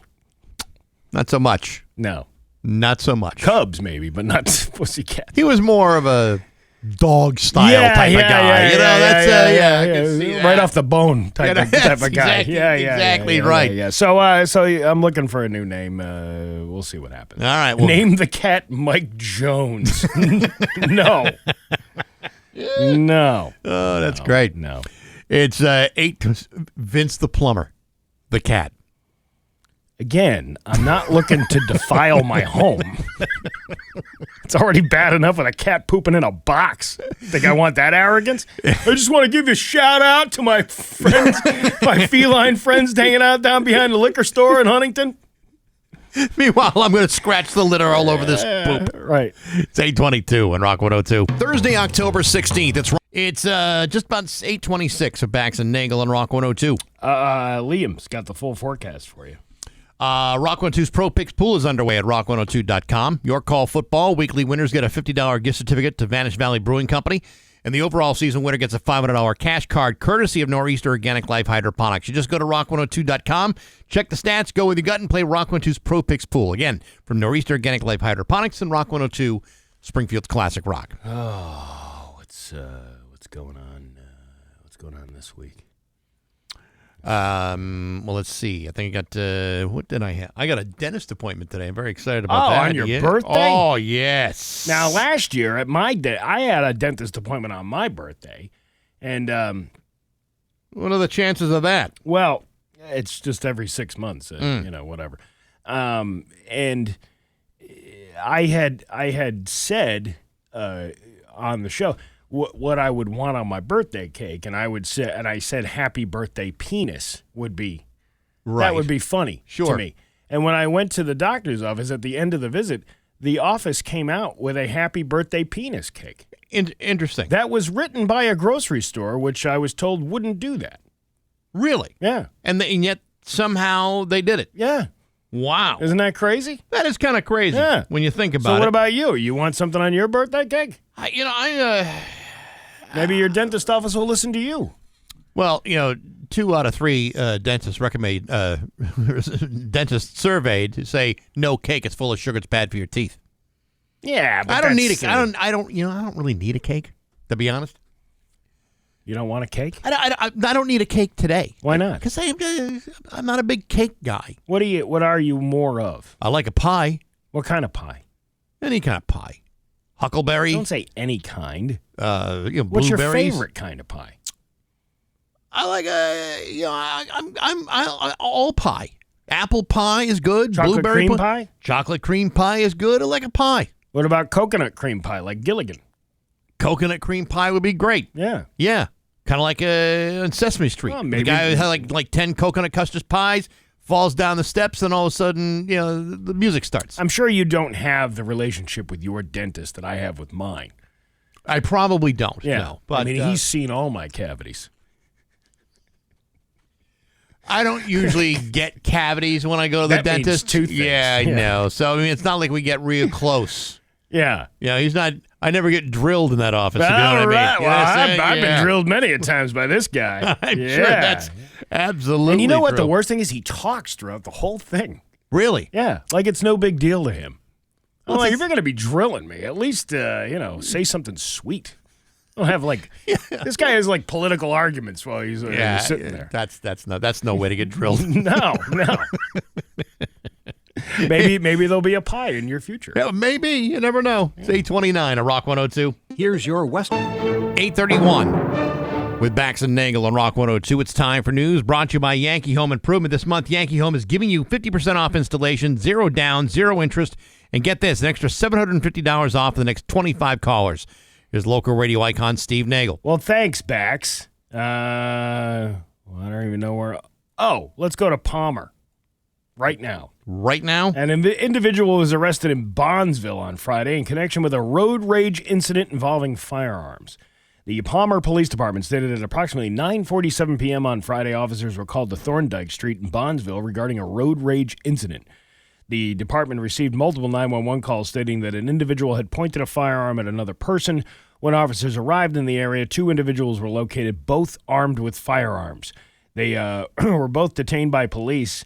While the incident was investigated, it was determined that the driver of the offending vehicle allegedly stopped abruptly in the road and exited their vehicle to approach another car because they were upset over their driving. When the individual was approaching, a passenger on the second vehicle lifted his shirt to display a visible firearm, allegedly as a de-escalation attempt. Hey, let me de-escalate this by showing you a gun. If it were me and I saw a guy with a gun in his pants, I probably would de-escalate pretty quickly. Right. Unless I had a bigger, louder, fatter gun than his. A bigger, fatter gun. Louder, too. Yeah. Yeah, let's not underestimate the noise. Bring in the funk. Bring in the noise. Right. When the individual was approaching to display the visible firearm, the approaching individual believed that the passenger was drawing his firearm, so they drew their own firearm. And he had Sharpies, and he wrote on a piece of paper. He said, look at what I drew. It's a gun. So let me get this straight. I saw that on a Bugs Bunny cartoon once. So, Draw. So let me get this straight. They get involved in a road rage incident, and then to solve the problem, they play a game of Pictionary. Yeah. Interesting. Mm-hmm. This. What is this? This. No. This. It looks like a cow. Oh, no. Damn it. It's not a cow? No. You just triggered that whole Sesame Street alien thing in my head. Nope.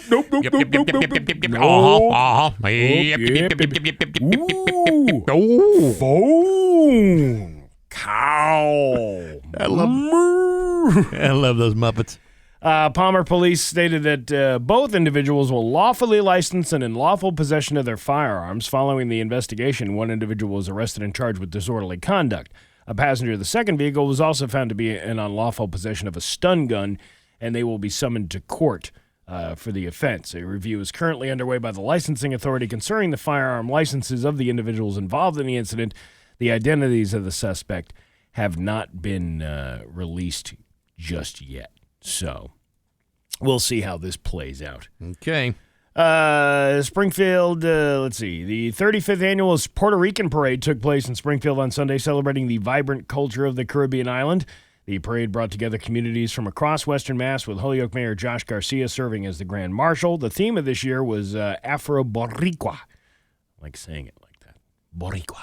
What does that mean? I hate to be ignorant that I don't know Spanish very well, but what does that mean? Boricua is a term used to describe a native of Puerto Rico. Oh, yeah. Okay. Well, Boricua. The more you know.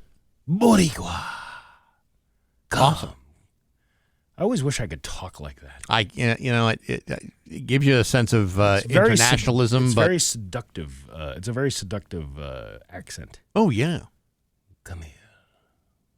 My Boricua. Bonita Boricua.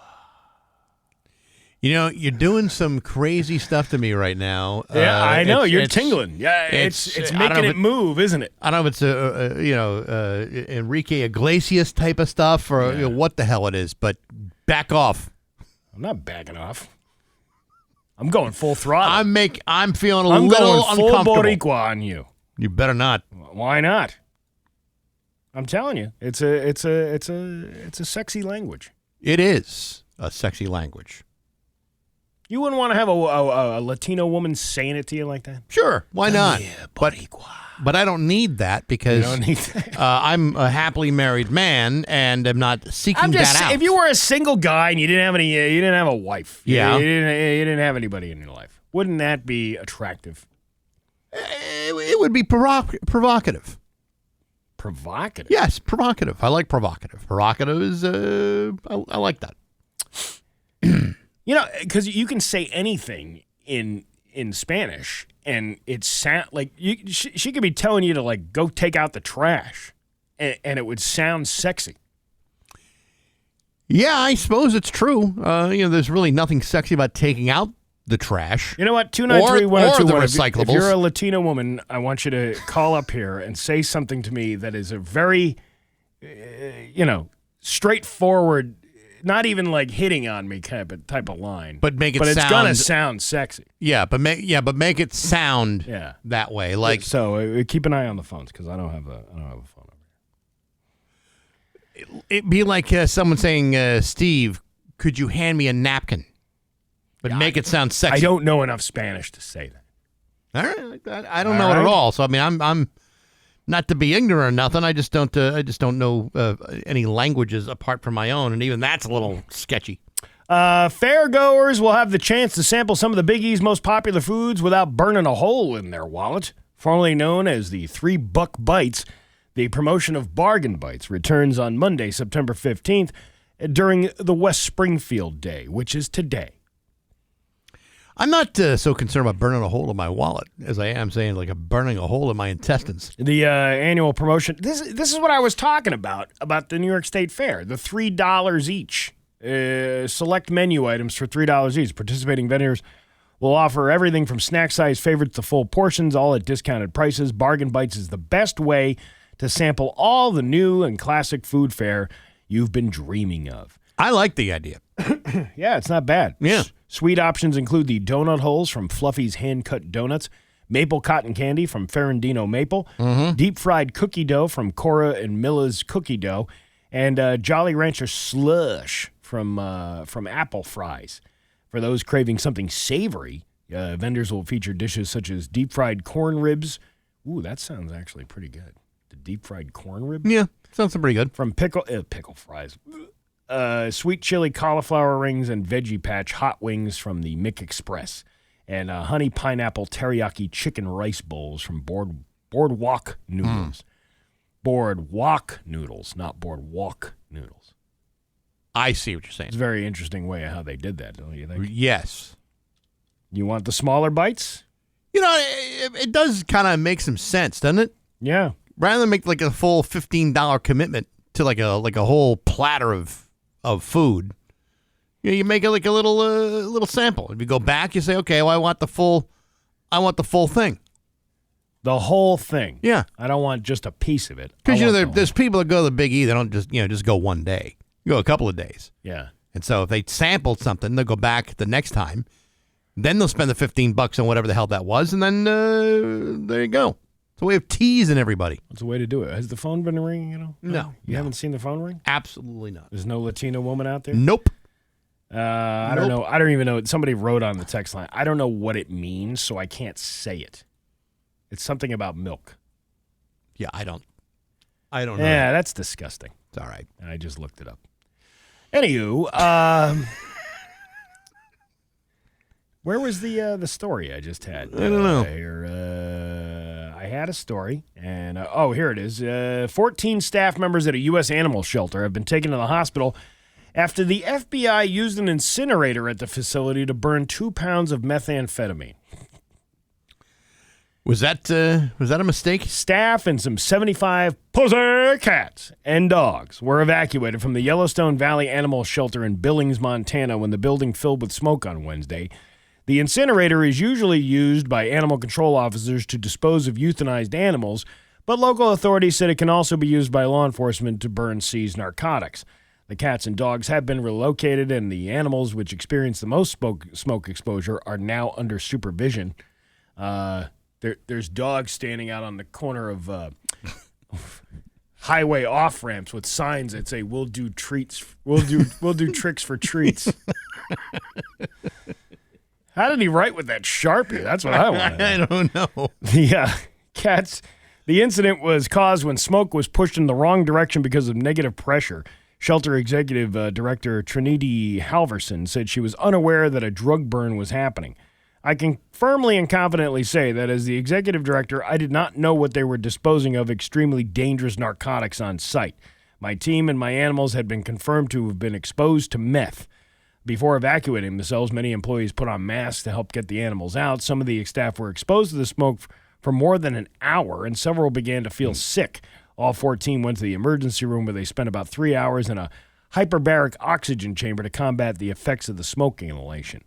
The FBI spokesman Sandra Barker said that the agency routinely uses outside facilities for controlled drug evidence burns. Yeah, cats and dogs getting high on meth. That's the danger of it. Sure, I'm sure they use it all the time, but you don't want your pets strung out. You really don't. You get the backdraft. You know, when you're thinking the smoke's going out of the chimney, and it's really not. It's you're inhaling all that. Right. Suppose your cat and dog too. That's not a cat I want. I don't believe that's the cat you're going to get, Steve. The cat on meth? Yeah, I don't believe so. Are you sure about that? Well, unless you can get your cat to pay attention during a 12-step program, I don't think that's probably the best choice for you and your family. The giant pot in which Nigerian chef and former Guinness World Record holder Hilda Baci attempted to make the world's largest dish of jollof rice has broken as it was being hoisted on a crane to be weighed. This thing is humongous. It's a giant pan. Really? Yeah. How big is it? It's like, well, they had like 15 people standing around it with wood paddles, and then people pouring the ingredients in to make the rice. Okay. Thousands of people gathered in Lagos to watch the latest world record bid from the well-known food influencer who in 2023 held the title for the longest cooking marathon. Her recipe for jollof, a popular West African dish, included 8,800 pounds of rice, 500 cartons of tomato paste, and 600 kilograms of onions. All poured into a custom-made pot that can hold 23,000 liters. Except this time, because the pot broke. Yeah, the dish took 9 hours to cook, but despite 2 attempts, it was not possible to weigh the enormous pot of food. However, a member of Baci's team told the BBC they were collating evidence from different cameras to send to the Guinness World Record so it could officially be recognized. The organization had tweeted a message of good luck to Baci in advance of her attempt. The event was trending on social media, and video shows as the huge red pan was being lifted, one side buckled and the supporting legs gave way. However, the food did not spill, and afterwards the giant dish of jollof rice, which also included 168 kilograms of goat meat, was divided into individual portions and distributed to the crowd. Steve, you are making me hungry. Now, couldn't they have put some of this rice in different pans to have weighed it properly without destroying the pan? The idea, because dinner could be ruined. Yeah, but the idea is to do it in a giant pan for the Guinness World Record. You can't just have like 3,000 pans and then pour it all into one. Well, then you got to wash them all, too. Well, that's what I'm saying. You're never going to fit in the dishwasher. Who's going to wash this one?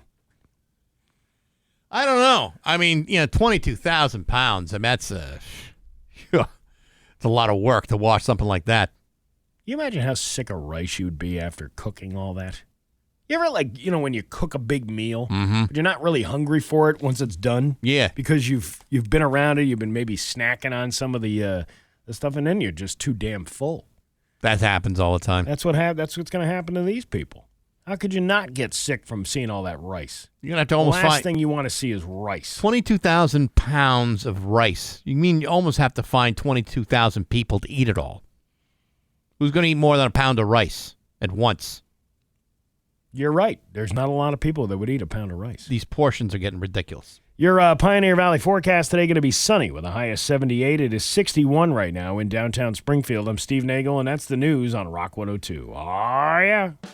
Join Geist to Springfield's Classic Rock. It's just about 8:55 and Soundgarden with Bax and Nagle on Rock 102. Well, I was in coming, let's see, forecast, sunny, 78 today, beautiful day. Tomorrow, beautiful day. The whole week is just going to be nice.